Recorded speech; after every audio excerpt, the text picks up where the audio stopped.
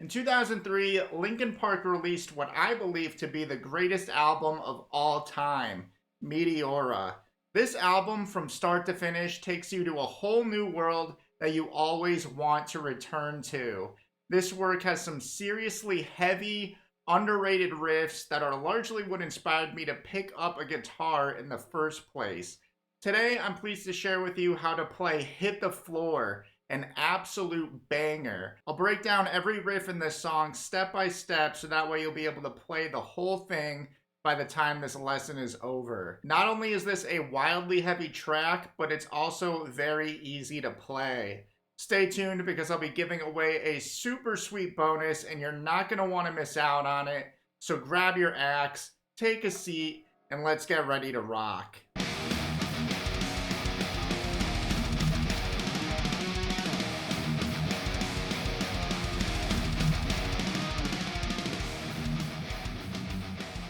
So let me just tell you what you're going to need first as we jump into this song. So it's important for you to know that this song is tuned to drop C sharp tuning. So from the highest string to the lowest string, we've got D sharp, A sharp, F sharp, C sharp, G sharp, and then C sharp.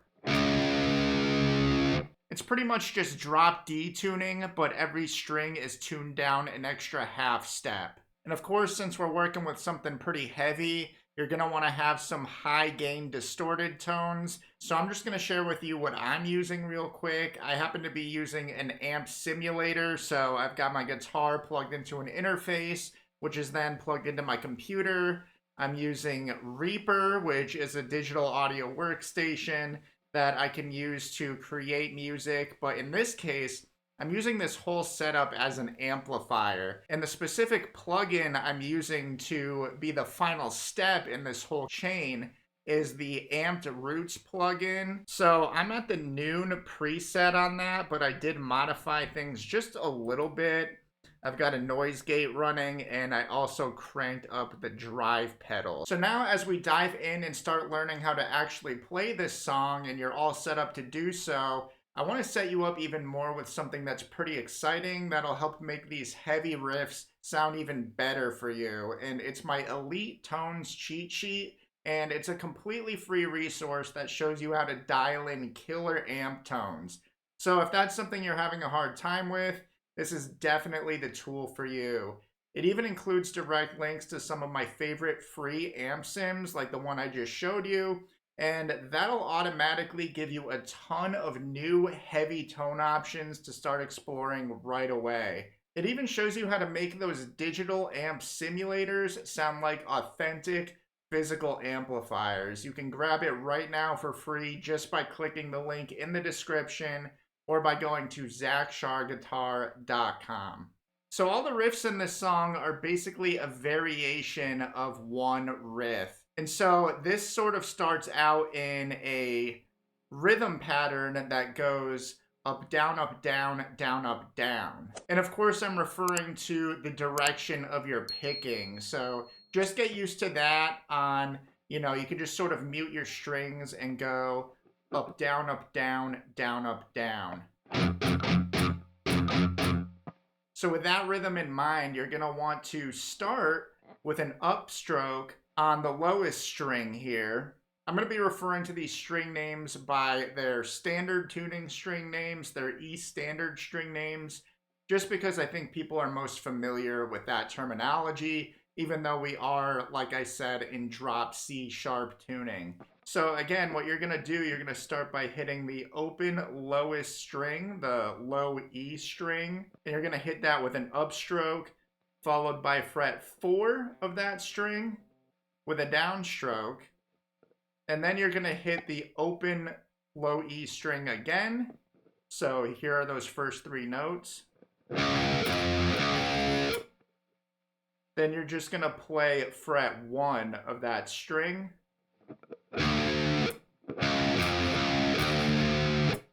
And then you're going to play that note 2 more times in a down-up fashion before hitting the open low E string 1 more time. So here's that whole riff. And from there, once you've got that down, you pretty much have the whole foundation for the rest of the song.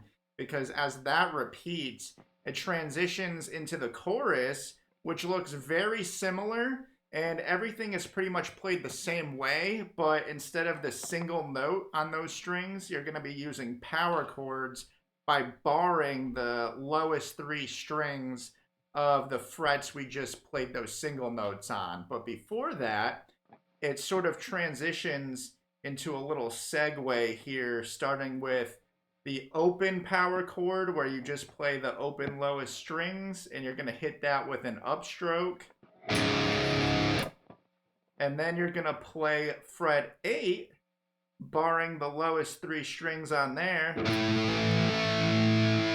And you're going to hit that 3 times before hitting fret 7 of all those strings.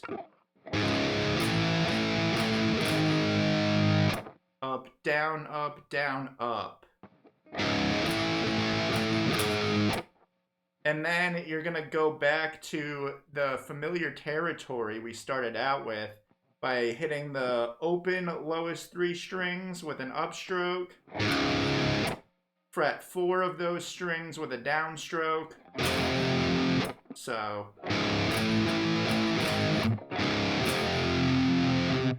then you're going to hit the lowest open 3 strings again.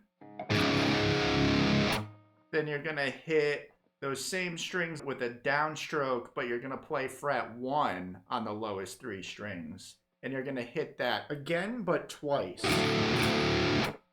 before releasing and playing the open lowest 3 strings again. The E string, A string, and D string. So here's that whole thing.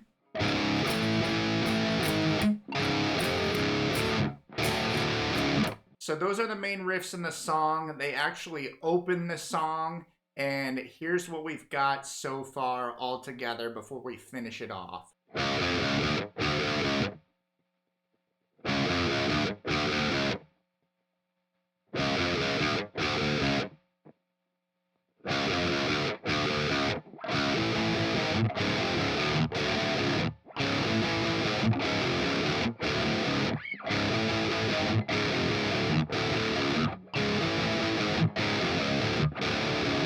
So once that chorus plays, when there's actual vocals going on, so for the other, I think it plays 2 more times in the song, there's a little add-on that occurs right after what I just showed you with that. And what you're going to do, you're going to play these open power chords. Again, we're working with the lowest 3 strings here.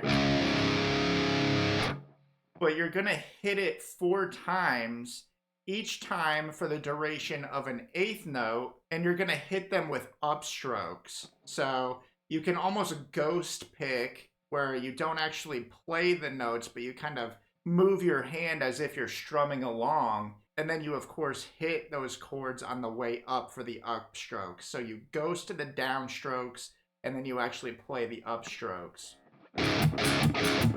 And then from there, you're going to land on a chord with a downstroke, and you're going to let it ring out for the whole measure. So what you're going to do is you're going to bar fret 3 of the E and A strings, and then you're going to play fret 5 of that D string. But you're going to hit it all at once. So that extra part of the chorus will sound like this.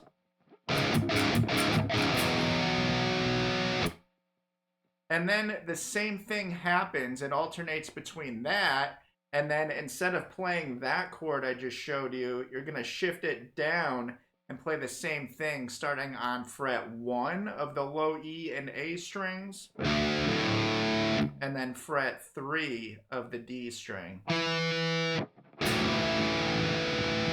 So you've got this.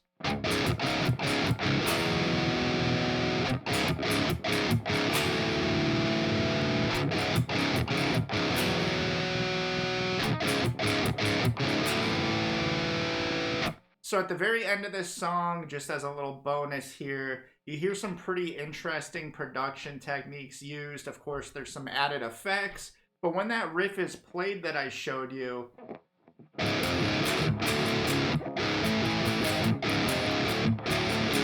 it's played a little differently in the middle measures. So when you're here on the low E, A, and D strings, and you play that open chord where you just let those strings ring out, and then you're coming in on the upstroke and you're playing them again, followed by fret 8 3 times, and then fret 7, you're not actually playing those chords for eighth note durations. You're playing them for choppy 16th note durations. And the production they use on that part of the song kind of really cuts off each chord from the other in a very staccato-y fashion. So you almost want to try to replicate that as best you can when you're playing it. And to do so, you can hit each chord with a downstroke and immediately slightly release your hand from the strings, but you can kind of keep them over, just grazing the strings. Kind of like that. So that way each chord is played in that choppy fashion.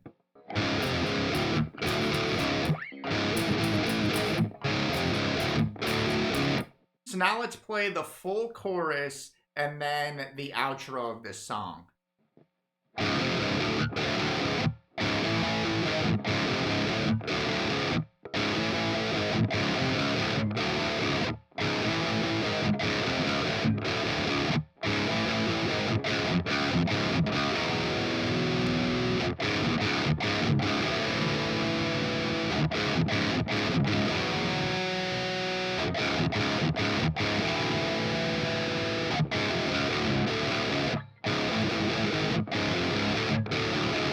So as I'm sure you saw for yourself, the main riffs in Hit the Floor are pretty much slightly altered versions of the same idea. It's amazing how Linkin Park's own Brad Delson took a single riff and pretty much made a whole song out of it.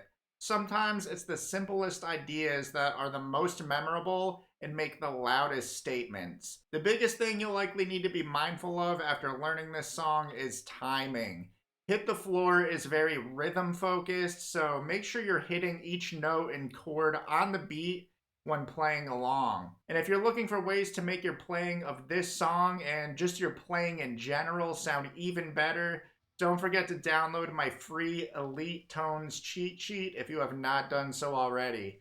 It gives you my best tips on how to dial in killer amp tones. It also includes direct links to some of my favorite free amp sim plugins. Plus, it shows you how to make those digital amp simulators sound like authentic physical amplifiers. So just click the link in the description or go to ZachSharGuitar.com and download this awesome free resource. I'm Zach with Zach Shar Guitar. Thank you so much for watching, and God bless.